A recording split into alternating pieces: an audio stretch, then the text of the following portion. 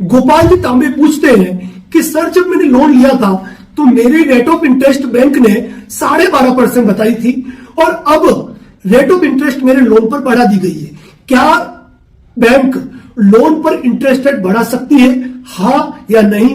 यह सवाल पूछा था।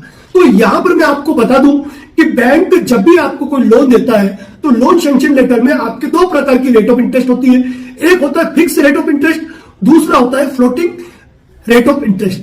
यदि आपने फिक्स रेट ऑफ इंटरेस्ट को चुना हुआ है या फिर बैंक के जो सैंक्शन लेटर है उसमें अगर फिक्स रेट ऑफ इंटरेस्ट है तो ऐसी कंडीशन में चाहे इंटरेस्ट रेट बढ़े या घटे, आरबीआई के द्वारा आप पर कोई फर्क नहीं पड़ेगा। लेकिन यदि आपने फ्लोटिंग रेट ऑफ इंटरेस्ट पे यदि आपने लोन लिया है, ऐसी अवस्था में आरबीआई द्वारा यदि कोई चेंजेस किया जाता है तो वह आपके लोन पर भी पड़ेगा, आपकी इंटरेस्ट रेट बढ़ भी सकती है और घट भी सकती है। देवकी नंदन जी कहते हैं कि सर मैंने किसी पार्टी का चेक बाउंस कराया, पार्टी कह रही है कभी कुछ टाइम रुक जाओ, अभी मेरे पास पैसा नहीं है, मैं बाद में पेमेंट कर दूंगा। कोई दिक्कत नहीं, आप रुक सकते हैं, लेकिन आप नोटिस तो दे चुके हैं। आप कोर्ट में परिवाद दाखिल कर दीजिए। परिवाद दाखिल होने के बाद उस फाइल पे प्रसंज्ञान होगा, उस व्यक्ति को समन जारी होंगे, बेलेबल वारंट जारी होगा। ऑलरेडी उसको 6 महीने 8 महीने साल भर का टाइम वैसे ही मिल रहा है। अगर वो तब तक पेमेंट नहीं करेगा तो आपका केस भी एक्टिव है और उनको भी टाइम मिल गया। लेकिन यदि आप रुक जाते हैं और कानूनी कार्रवाई नहीं करते हैं तो आप अपना अधिकार, हो सकता है आप अपना पैसा खो दें, जो भविष्य में हो सकता है आपको नहीं मिल पाए। रविंद्र जी कुमावत हमारे फेसबुक फॉलोअर पूछते हैं कि सर चेक बाउंस का रीजन यदि पेमेंट स्टॉप लिखा हुआ है तो क्या हम केस फाइल कर सकते हैं? ऐसी अवस्था में क्या करना चाहिए? देखिए, यदि आप पार्टी से पेमेंट मांगते हैं और उसने आपको पेमेंट नहीं दिया और उसके बदले चेक दिया है और उसके बाद भी अगर उसने पेमेंट स्टॉप करा के चेक बाउंस करा दिया है तो यह धोखाधड़ी है, चीटिंग है। आप उसके खिलाफ 138 एनआई एक्ट के तहत भी मुकदमा दाखिल कर सकते हैं। साथ ही पेमेंट देकर उसने अगर पेमेंट स्टॉप कराया है तो उस मैटर में भी आप पुलिस रिपोर्ट कर सकते हैं।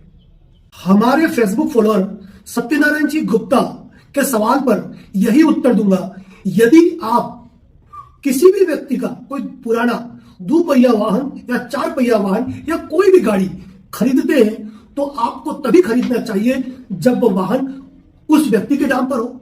दूसरा, उस पे किसी बैंक का लोन यानी कि हाइपोथिकेशन नहीं हो, क्योंकि यदि किसी वाहन पे लोन चल रहा है तो वह लोन उस गाड़ी पर है और उस गाड़ी का असल स्वामी उस कंपनी को माना जाता है। यानी कि वाहन पर लोन है, मतलब वह लोन हायर परचेस एग्रीमेंट के तहत है, यानी वो व्यक्ति तब तक उस वाहन का मालिक नहीं है जब तक उस वाहन के लोन को चुका के एनओसी प्राप्त करके आरटीओ में एनओसी जमा करा के उस आरसी पे लगा हुआ एचपीए नहीं हटवा देता है।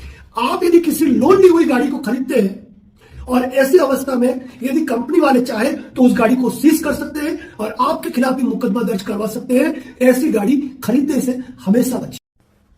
हमारे फेसबुक फॉलोअर संजय जी शर्मा पूछते हैं कि सर कोई व्यक्ति चेक दे के गया और फिर पुलिस थाने में जाकर चेक गुम हो जाने या चेक खो जाने की रिपोर्ट देता है, तो ऐसी अवस्था में क्या 138 एनआई एक्ट का मुकदमा कर सकते हैं?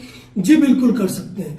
आजकल एक सामान्य सी प्रक्रिया हो गई है, जब भी व्यक्ति किसी और को चेक देता है तो उसे कोई ये सलाह दे देता है कि तू जाकर थाने में रिपोर्ट दर्ज करा दे कि तुम्हारी चेकबुक खो गई या गुम गई है।